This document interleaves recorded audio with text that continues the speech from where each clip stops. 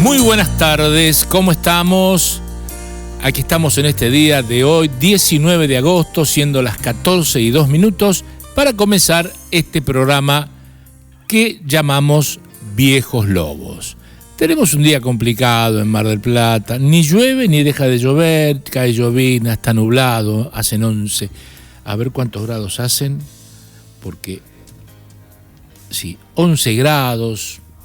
Es un día inestable, como para estar cerradito tomando mate o comiendo unas tortas fritas, ¿por qué no? Pero bueno, aquí estamos continuando con este ciclo de todos los martes, que con noticias. ¿La tenemos enganchada? Ay, muy bien, nuestra amiga nos va a acompañar. De todos los martes, este ciclo que tiene estas cosas tan particulares. Hablamos un poco de las cosas que han pasado un día como hoy. Tenemos eventos importantes, momentos muy particulares que traemos y encontramos para ustedes. Hoy tenemos un caso muy, muy simpático de la Segunda Guerra Mundial. También les voy a enseñar, o les voy a mostrar, no les voy a enseñar, por qué se cuentan corderitos cuando uno duerme, ¿no? También tenemos que sí o sí rememorar inevitablemente la fecha patria que hemos vivido el 17, que es el día del fallecimiento de nuestro generalísimo, el hombre más importante de la Argentina, San Martín, y para mí un tipo extraordinario. En fin, muchas cosas para hablar, ni hablar de las efemérides. Sabemos que es el día del auxiliar, de los eventos como hemos tenido hasta ahora con la amiga de Madryn. También es el día del fotógrafo y le voy a explicar por qué es el día del fotógrafo. Por lo tanto, comenzamos ya. Hoy estamos en las comunicaciones phantom.net.ar. El WhatsApp es 223-437-7506. El Instagram, Phantom in the Air. El Facebook, Phantom in the Air. Y el mail, hola@phantom.net.ar. Y vamos a comenzar hoy la voy a presentar a nuestra querida Loba, tengo que decirle, porque no le puedo decir más Lobita. Estimada Rocío, ¿cómo estás? Muy agradecida por la presentación. ¿Cómo están? ¿Me escuchan? ¿Cómo estás? ¿Está bien? Muy bien, acá. La verdad que bien. Lamentando no tenerte cerca, pero gracias a Dios la tecnología nos permite verte y tenerte casi como si estuvieras aquí con nosotros. Bastante cerca. Acá en Buenos Aires el clima está un poco más definido que allá, por lo que te escucho. Básicamente sí. Llueve a cántaros, pero está muy bien, igualmente. Un día gris y nada más. Bueno. Estamos en Congreso ahora, en el Salón Azul. ¿Estás en el Congreso? Arrancar, sí señor. Estamos por arrancar la comisión, el seminario de intereses marítimos, para que voy a rotar la cámara a ver si puedo hacer esto. Escúchame, no te para estamos. Que vean dónde no estamos. Ha comenzado todavía, podés hacerlo, tranquilo. No ha comenzado, estoy haciendo la previa, la previa. Okay.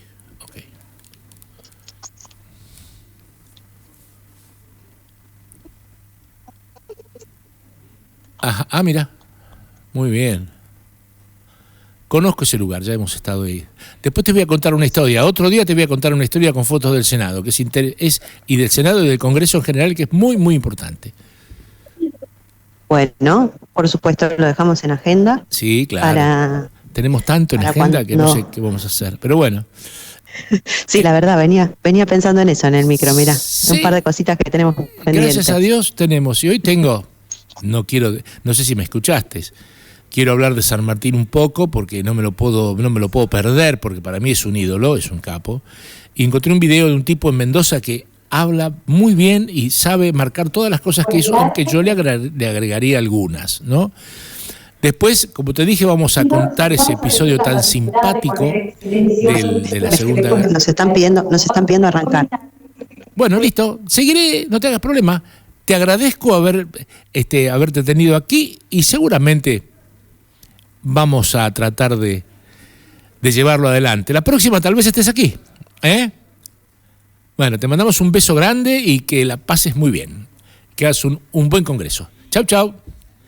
Vamos a poner un poco de música, pero antes te voy a decir que en un día de hoy, como hoy, de 1945, nace Roberto Sánchez, el famoso y conocido y querido Sandro.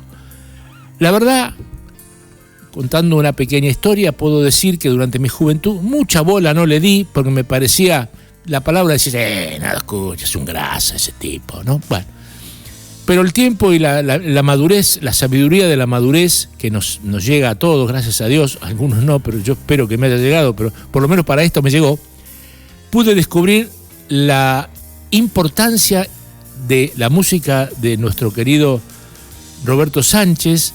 Tuve la oportunidad de interpretarlo y hoy quiero rendirle un pequeño homenaje cantando un tema de él que vamos a pasar ahora. Me parece a mí que la musicalidad de este enorme cantante argentino, que obviamente comenzó con los Sandro y de Fuego, tratando de imitar al Yankee, poniéndose con toda su ropa así parecida a Elvis Presley, pero él tenía algo suyo, algo personal, que con el tiempo él logró que apareciese. Ha sido un placer y para mí siempre recordarlo y cantar sus canciones, que son realmente maravillosas. Bueno, continuemos. Ha sido un día muy particular en el mundo, ¿no? Porque hay muchos acontecimientos que vamos a seguir comentando. Por ejemplo, en 1662 nace Blaise Pascal, un científico y filósofo francés. Nace en 1833 la prestigiosa diseñadora de moda Coco Chanel. Mire, otro gran conocido nuestro, particularmente para mí, porque a ver, si yo les cuento una anécdota, cuando Argentino Junior jugaba con Maradona, se enfrentaron con Boca en el estadio de Vélez y un señor arquero le dijo a Maradona, estás gordito, pibe, y él le dijo, hoy te hago 3. Yo me acuerdo muy bien porque ese día estaba en la cancha y Hugo Orlando Gatti, de quien se conmemora su nacimiento el día de hoy, de 1944, se comió 3 goles que Maradona le hizo haciendo firuletes. Qué tipo extraordinario este Maradona, la verdad que, y Gatti también, un personaje muy particular, este tipo de jugador que salía del área, que era múltiple, que era una especie de stopper, que jugaba con los pies, una técnica absolutamente nueva para el fútbol. Bueno, una enorme memoria para él, obviamente, porque es un tipo súper importante e interesante para nuestros queridos argentinos. En 1946 nace el presidente Bill Clinton. Importante también fue para nosotros, porque ocurrieron algunas cosas. En 1948 se funda la Universidad Tecnológica Nacional. Tema importante. A ver, ¿tenés algo de Santa Olalla?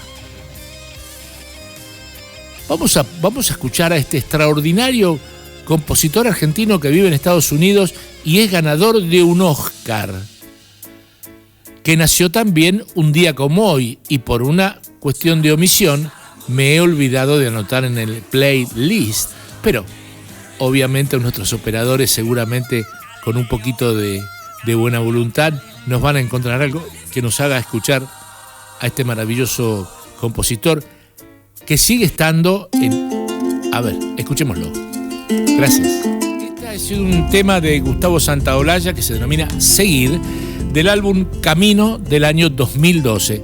Un extraordinario compositor, tocó con Arcoiris,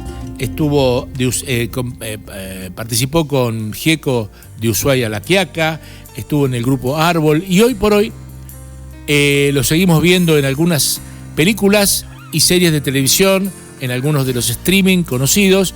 No dejo de escuchar y de ver cuando uno lo escucha, se da cuenta de la particularidad de esa de esta música tan especial. Gustavo Santaolalla. Bueno, vamos a continuar un poquito con este tema de las efemérides. Se nace en el año, acá lo tenemos a Santaolalla, y acá tenemos que en el año 1960 se lanza el Sputnik 5 con los primeros seres vivientes al espacio. 3 ratas y 2 perros a bordo, que volvieron vivos. Muere en 1977 el cómico estadounidense Groucho Marx. Daniela Herrero, actriz y cantante argentina, nace. Y bueno, acá tenemos otro día importante. En el año 2001, Michael Schumacher gana el 4º título mundial de Fórmula 1. Muere el historiador en 2016 argentino Rogelio García Lupo y se celebra el Día Internacional de la Fotografía, en la que nos vamos a detener un poquitito. En el año 1800, espera que me recuerde, 1880 y algo, 1839, se dice que es el Día Internacional de la Fotografía, porque Louis Daguerre pudo transmitir a través de una imagen ya habían logrado hacer el negativo, ya habían logrado transmitir a través de una célula o de algo químico, habían logrado obtener la imagen negativa. Pero Louis Daguerre logra sobre un metal hacer la imagen positiva, que se llamó daguerrotipo. ¿Qué tuvo de particular esta imagen? Nada, porque aparte de ser la primera imagen que se pudo ver, que no tengo ninguna acá, pero no la puedo sacar de la computadora, tuvo una patente inventada que él propuso liberarla para que todo el mundo pudiera evolucionar con la fotografía, y de hecho fue un acierto. Esto me hace acordar a Toyota, ¿no? Porque el vehículo eléctrico de Toyota tiene la patente liberada, lo puede usar cualquiera, o sea, ha sido una decisión del grupo japonés. Y bueno, son esas cosas que se permiten que ocurran para que haya una evolución, y me parece bien. Este hombre había nacido en Francia en 1787. Louis Jacques Mandé Daguerre pasaría a la historia por ser el inventor del daguerrotipo, la técnica con el correr de los años se transformaría en la fotografía como se conoce hoy en día. Ha sido entonces un día importante. Bueno, hoy tenemos que recordar a nuestro querido José de San Martín. Les voy a pedir a Aldana, nuestra operadora de video, que nos ponga un fantástico video que yo que encontré justo en el monumento en Mendoza, a San Martín, y un periodista de esa ciudad tuvo el placer de hacer. ¿Podemos verlo?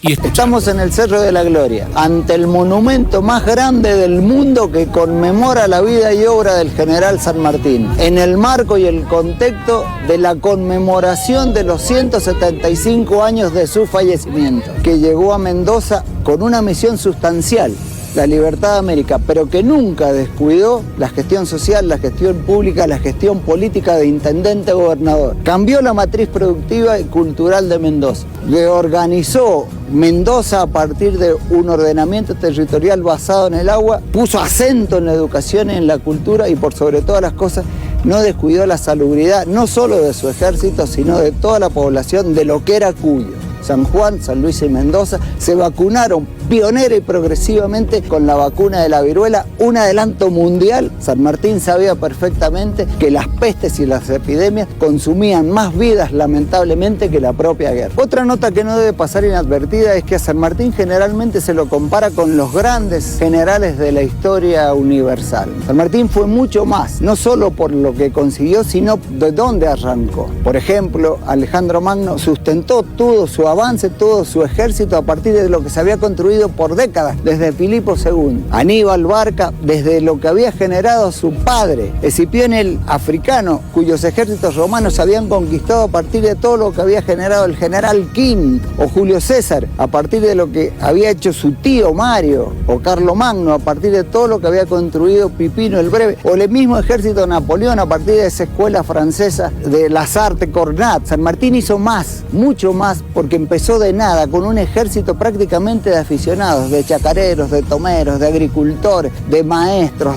de troperos, pero hay mucho más. Todos estos grandes generales de la historia universal generaron grandes imperios, pero al poco tiempo fueron desarmándose, disgregándose, fueron desapareciendo. En cambio, la conquista sanmartiniana, con ese equipo de aficionados, con ese grupo de patriotas, todo lo que consiguió sigue vivo y latente. Chile, Perú, Argentina son países libres, soberanos e independientes. Otra nota para poner en valor es el ejército libertador. Sus hombres, su gesta. 5.000 hombres pasando una cordillera con 15 grados de temperatura bajo cero, 25 en el llano. El ejército tenía que consumir 3.000 calorías por día, medio litro de agua cada 15-20 minutos y consumir medio litro de vino. 10.000 mulas pasaron los Andes, de las cuales 1.000 llevaron 100.000 litros de vino, 50 litros por lado en cada una de las bordales. El vino mendocino como una alimentación. El paso de los Andes en circunstancias por senderos de 50 centímetros, donde el hombre iba caminando porque el caballo tenía que ser cuidado como elemento sustancial para la guerra. Contempló un sistema de salud donde llevaba un hospital móvil. Los vaquianos y los arrieros iban marcando el camino. En la retaguardia iba todo lo que tenía que ver con la cocina. Un ejército libertador que cumplió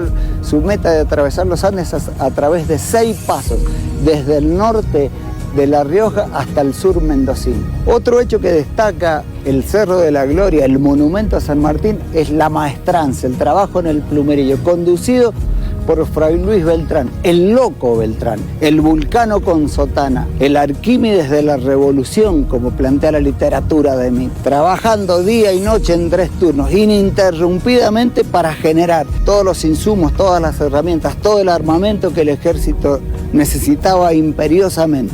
Todo se hizo de la nada, desde la pólvora hasta la camilla, desde el cañón hasta las cerraduras de esos caballos y de esas mulas que atravesaron los Andes. Y por último, para destacar, también presente en el monumento del Cerro de la Gloria al Libertador General San Martín, el rol de la mujer de Mendoza, ese rol patriótico. Se fueron 3.000 hombres, 10.000 mulas, 1.600 caballos, 800 vacas. Se fundieron desde las campanas de las iglesias hasta el último arado para hacer los insumos del ejército libertador. No quedó nada. Mendoza parecía una tierra arrasada. Se llevaron todos los recursos humanos y todos los recursos materiales. ¿Qué quedó en Mendoza? Solo niñitos y viejos, y la mujer mendocina. Vaya un homenaje a las que se quedaron y sostuvieron Mendoza, esa acción, ese trabajo, esa cotidianidad para mantener la cultura, la educación, la economía, la política. Había que arar, había que cosechar, había que vender, había que producir, había que volver a sembrar, y ahí estaba la mujer de Mendoza. No solo el sustento anímico, sino también el sustento activo de lo que implicó la emancipación americana. Eso también forma parte del legado sanmartino. Eso también está presente en la cultura de Mendoza. Esto también genera la mendocinidad. Ese rol de la mujer mendocina que sostuvo a Mendoza, cuyo ejemplo sigue latente y vivo hasta nuestros días. San Martín, un vecino de Mendoza, un ciudadano del mundo que generó la libertad. Un equipo en conjugación, hombres con armas y mujeres con corazón y con temple, sosteniendo la cultura de Mendoza, su economía y su política.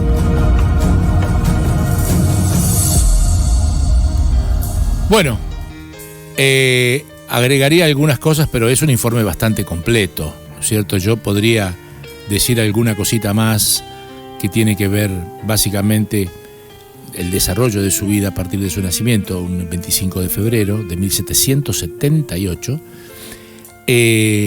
Después voy un poquito a esa parte, pero agregaría lo que este colega ha dicho, periodista, colega, yo soy un simple charlatán, no soy un periodista, pero agregarle a este señor que bueno, utilizó varios pasos para hacer el cruce de los Andes. Él no pasó por Mendoza, pasó por San Juan. Ustedes pueden visitar la ciudad de San Juan y encontrar al lado de la casa de Sarmiento, donde hay una figura de Sarmiento sentada que parece que estuviera vivo. Enfrente pueden encontrar la celda donde vivía San Martín mientras armaba el ejército de los Andes. Él pasó por San Juan. Por Mendoza pasó Condarco, que posteriormente fue su yerno.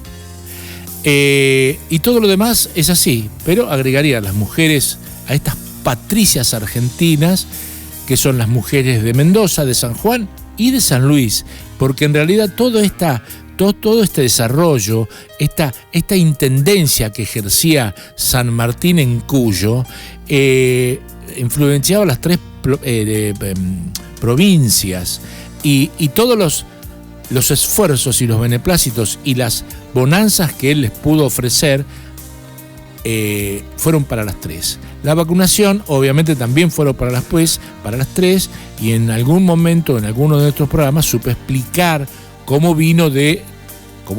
fue la historia de la vacunación, cómo se creó la vacuna, y a su vez cómo hubo que trasladarla hacia nuestro país con una cantidad de chicos que se iban inoculando cada semana, cada semana, así el último que estuviese podía transmitir la vacuna al otro, al que siguiese adelante. O sea, habría que tener uno siempre contagiado porque se curaban y se terminaba. En ese momento no podíamos buscar nuevamente el virus y atenuarlo y hacer una vacuna como se ha hecho habitualmente. Todo era por contacto humano y tenía que estar en virulencia para que esto pudiese ocurrir.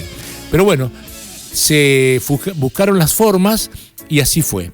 Algo más, yo les cuento que estas cosas que yo les paso, que yo las veo, algunos las buscan y otros me los pasan mis colegas, mis compañeros de la clase 67 del Instituto Peralta Ramos de Mar del Plata, al cual tuve el honor de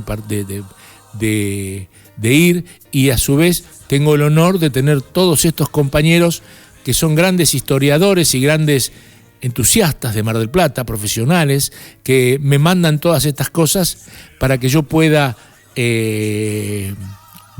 continuar o armar este programa que sea de uso general, de instrucción, de conocer nuestras cosas, y bueno, yo les tengo que agradecer profundamente. Ya les decía, cuando nació San Martín en Corrientes, en Yapeyú, él lo decía en el Morochito, porque su papá lo había tenido con una mujer local, ¿no es cierto? A poco tiempo de nacer se lo llevó a España, estudió en la Escuela de la Trinidad, a los 14 años estaba en el ejército, ya español, vivió la batalla, luchó contra Bonaparte, luchó contra toda la lucha que hubo en ese momento tendría que definirlo un poco más, porque en ese momento en España estaba el primo hermano de Bonaparte, pero él estaba en Francia. Pero bueno, él hizo todas esas guerras y guerrillas que tuvieron que ser su formación. Pero hoy conversábamos casualmente a la mañana sobre este tema y me preguntaban si San Martín y Bolívar eran de la logia, de alguna logia. Les cuento. Sí, los dos eran de la logia Lautaro, y anteriormente, ya cuando San Martín había tenido un poquito más de 20 años, que se había retirado del ejército español porque había venido a la Argentina y volvió posteriormente, se juntaban en Londres con un señor que no me acuerdo bien, pero creo que se llamaba Echeverría, para peregrinar esta invasión americana y invasión de ellos, digamos, de acercarse, estar en América y poder lograr deshacerse de la invasión española o de todos los españoles. Tanto es así que San Martín, cuando cruza los Andes y libera al Chile, se fue a Perú. En Perú, que fue el gobernador de Perú, yo que particularmente tuve la oportunidad de ir a cantar a una ciudad de Perú, tuve hay homenaje a San Martín por todos lados, es como si estuviéramos hablando acá de él. Para poder libertar a Perú sin un solo tiro, primero tuvo que contratar un pirata, directamente un pirata que fue el que bloqueó el puerto del Callao para que las fuerzas españolas no puedan llegar a Perú. Y posteriormente se reunió con Bolívar para negociar lo que no se sabe, o se dice que como Bolívar venía ya juntando territorio y había generado la Colombia y quería ser la Gran Colombia, quería unir a Perú al gobierno a la parte colombiana y que quería hacer directamente la Gran Colombia. Esto San Martín no se lo permitió y de hecho, de alguna forma, aparte de haber hecho la independencia de Perú por los españoles, liberarlo de los españoles, se liberó de esta situación de invasión por parte de la parte norte, digamos, de la parte de Colombia, que posteriormente fue Venezuela y Colombia, pero en ese momento era todo Colombia. Así que sí, eran los dos amigos de este señor que se reunía en Inglaterra, en Londres precisamente, y que les inculcaba las ideas estas de la libertad.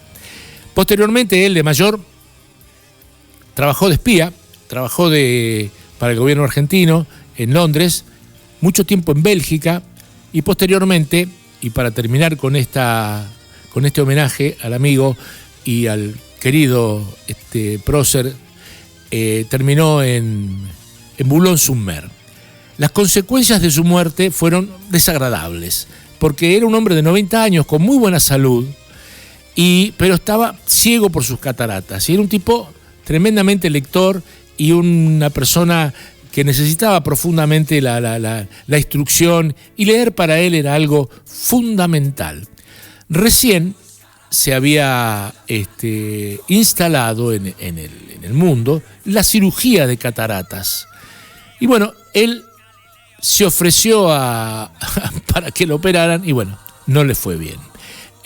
Murió a los 90 años por infección y bueno, ahí quedó en ese lugar de Boulogne-sur-Mer.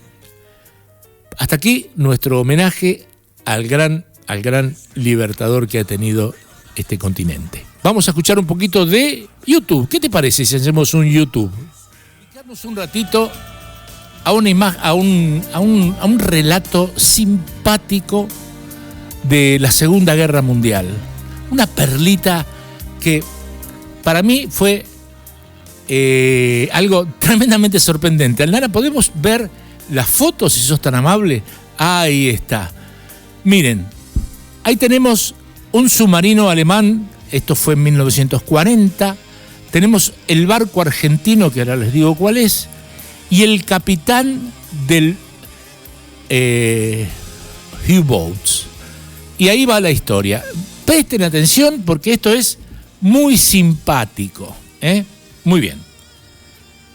La voy a leer porque yo la puedo repetir de memoria, pero es mucho más importante que la lea porque va a salir mucho más ordenado.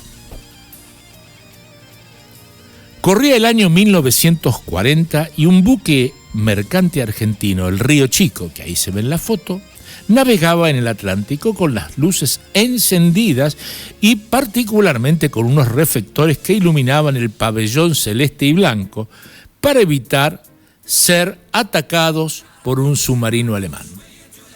Pero esto no fue tan así, porque de pronto el vigía de proa grita: submarino alemán a la vista. Caramba, todo se quedó como helado. Chao, fuimos al agua. Pero pasó algo raro. Desde el U-Boat se enviaron señales luminosas ordenando al buque argentino que se detenga y que la tripulación se prepare para la revisión de documentos y carga. Luego, un grupo de alemanes abordan el buque argentino, todos petrificados, no sabían qué iba a pasar. Se revisa la documentación y la carga. La tensión y los nervios de los tripulantes del buque eran evidentes, me imagino por qué. A la media hora, el alemán, al mando del grupo de abordaje, cita a todos los tripulantes del buque argentino en cubierta y en tono algo fuerte dice en un perfecto castellano: todo el mate que porten o transporten queda decomisado y será requisado, y en 5 minutos quiero ver todo el mate a bordo aquí, en cubierta, o el buque será hundido. Es sorprendente. El mate, 1940, un submarino alemán. Nos estamos haciendo muchas preguntas. Y lógico. No se diga más. En apenas 2 minutos, toda la yerba mate a bordo fue llevada a cubierta, requisada y llevada al Lobo Gris. Desde el submarino, con un megáfono, el capitán alemán, en perfecto español con un acento argentino, les da las gracias por el mate a los tripulantes del buque argentino y les desea feliz viaje. Luego se sumerge y desaparece en las oscuras aguas del Atlántico. ¡Caramba! ¡Qué cosa rara! Pero no, todo tenía un porqué. A bordo del buque argentino los tripulantes quedaron en shock, sorprendidos, y luego se llenaron de rabia porque obviamente se habían quedado sin mate. ¿Quién sería el boludo, dice la palabra, comandante del U-Boat que nos robó la yerba? Bueno, llevar un poco de paciencia porque tengo que descifrar lo que dice en alemán. Era el Korvettekapitän Heinz Scheringer, comandante del U-26, nacido en Buenos Aires el 29 de agosto de 1907, quien a los 20 años viajó a Alemania. Este señor que está en la foto que estamos viendo, este señor viajó a Alemania a iniciar su carrera naval. Si bien la historia resulta extraña, lo cierto es que el comandante de aquel submarino era el capitán Heinz Scheringer, quien había nacido en Argentina y emigrado a Alemania a los 20 años, por lo que no quiso desaprovechar la oportunidad para poder beber un buen mate. Otros detalles de este capitán argento. En cierta ocasión, antes de hundir un buque, el comandante argentino alemán permitió descender a la tripulación antes de hundir el barco. Un gesto de honor en el código de ética de la marinería de guerra, que muy pocos observaban. En aquel caso entregó alimentos y cigarrillos a los náufragos que flotaban a la deriva en los botes salvavidas y les indicó la ruta que deberían seguir para alcanzar las costas de Irlanda. Luego, los 25 tripulantes fueron rescatados de alta mar. 10 horas más tarde, el marinero argentino era un verdadero caballero de las profundidades. Heinz Scheringer retornó a Buenos Aires en 1948 a bordo del vapor Entre Ríos y volvió a vivir en el barrio de Belgrano. Cuando arribó a la aduana, quizás atemorizado por la persecución que se le emprendía a todos los oficiales nazis en todo el mundo, aunque como miembro de la Kriegsmarine él no lo fuera. Kriegsmarine, ahí está. No dijo que no era un excombatiente, sino un comerciante. Nada o muy poco se sabe de su vida de posguerra en la Argentina, solo que decidió volver a Alemania para morir a los 76 años en Hamburgo en 1984. Me parece un dato, una perlita maravillosa que no nos las podíamos perder, y menos aquí en Viejos Lobos. Bueno, y ahora sí, en breve, cuando terminemos de escuchar esta segunda música que vamos a escuchar y que nos va a poner acá el amigo operador, vamos a decirles por qué se cuenta corderitos.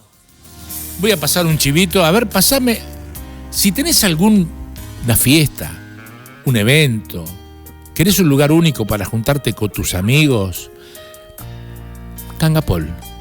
A partir de 10 personas hacemos, ¿cómo se dice? Presupuestos. Tenés que llamar al 223-340-7499. Ahí podés reservar o podés preguntar, podés hacer lo que tú quieras, salvo romper las cosas que hay, porque hay muchas, por cierto, pero la idea es que puedas venir y armar tu propia fiesta, con tu idea y con tus necesidades. Nosotros con mucho gusto vamos a tratar de ponernos acorde a tus deseos. No te olvides entonces, reservas en Cangapol al 223-340-7499. Bueno, entonces ahora voy a contar un poco. No vamos a dar ningún dato de color más hoy, vamos a dejar para la próxima. Vamos a contar la historia de un soldado argentino de Malvinas que fue condecorado en Inglaterra por su valor. Pero lo vamos a dejar para el martes que viene. Esto es como un adelanto que les voy dando. Ahora vamos a escuchar un video de Nazaret Castellano, la doctora, la neuróloga, que se dedica a estudiar las acciones de la mente, podríamos decir, sus evoluciones, los actos que habitualmente nosotros efectuamos para tener una u otra actividad o una otra oposición o una otra forma de responder. En este caso en particular, nos va a decir en un pequeño video las condiciones de la mente para bajar el nivel de ansiedad. Vamos a escuchar entonces, por favor, a Nazaret Castellano.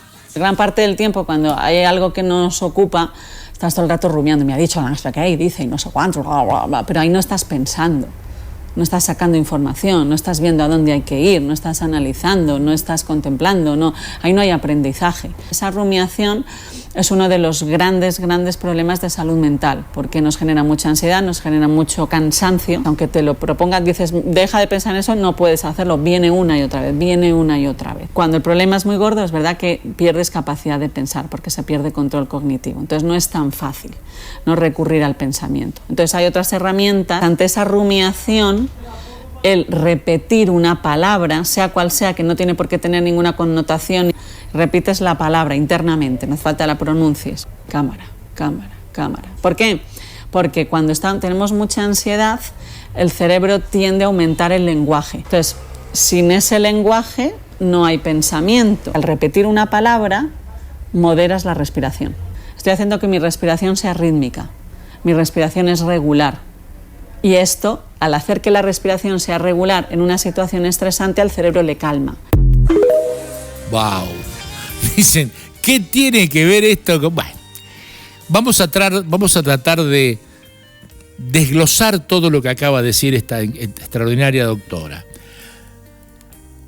Cuando uno está encastrado, como cuando tiene un problema o cuando un montón de situaciones, enojado o lo que sea, corren por su mente, cuando uno así está todo el tiempo repitiendo y le vuelven a la mente las cosas, ¿por cómo puede ser? Y que no piensa, es lo que está diciendo. Uno no piensa. Uno no puede lograr algo definido o salir de esa situación porque todo el entorno mental que en ese momento tiene con todo este barullo, por decir así, que está ocurriendo en su cabeza, no le permiten tener un pensamiento adecuado o que le sirva tal vez para salir de esa situación.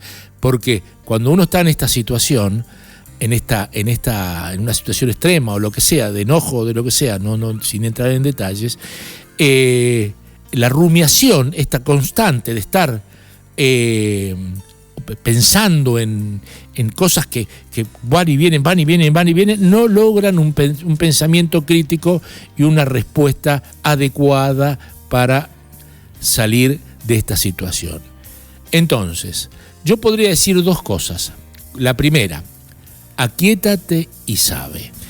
O sea, nos vamos a sorprender al darnos cuenta que nuestra mente es mucho más capaz de lo que uno piensa.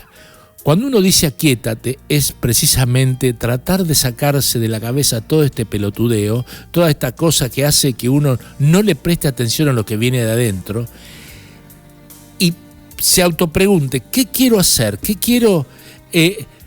A ver, esto me supera.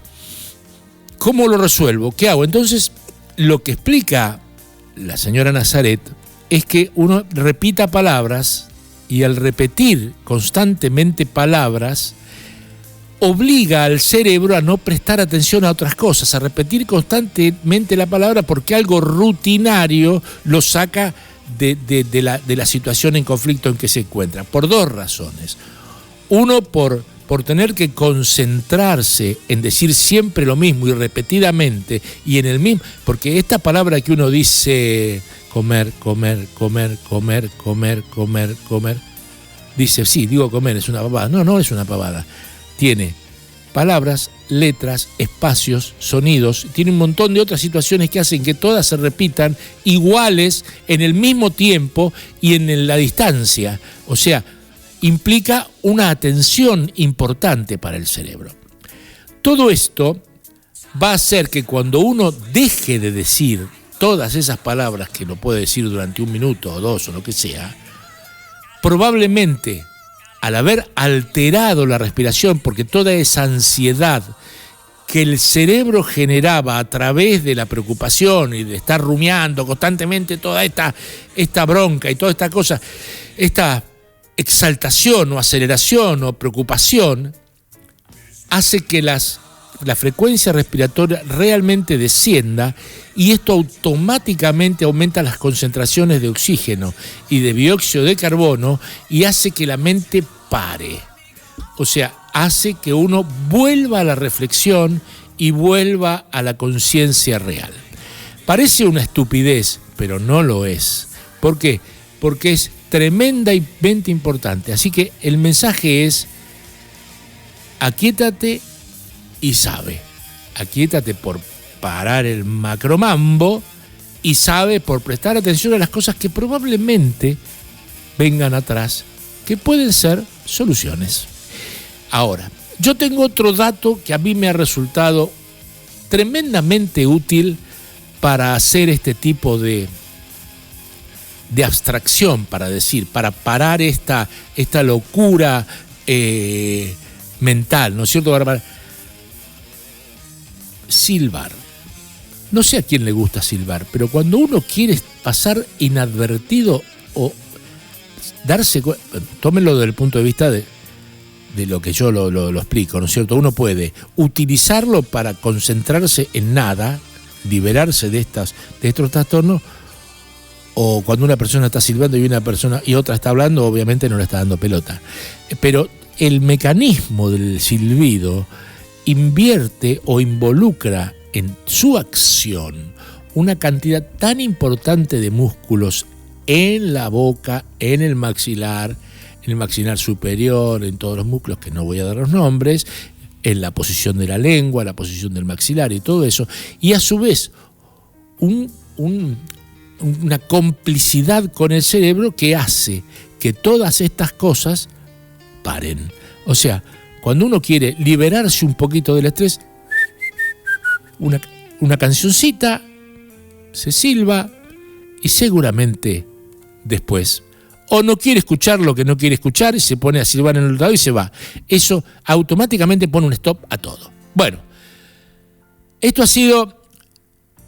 me falta algo. ¿Por qué contar corderitos? Precisamente por el mismo. Se han dado cuenta que si yo repito constantemente algo, toda esta ansiedad y toda esta situación estresante o previa al sueño, que uno no puede dormir, no puede ser, entonces ¿qué digo? Voy a contar corderitos, 1, 2, 3, 4, 5, 6, pone en un estado de stand-by al cerebro y un aumento de la frecuencia respiratoria con un aumento de la PC2, o sea, un aumento del anhídrido carbónico, y automáticamente el sueño aparece.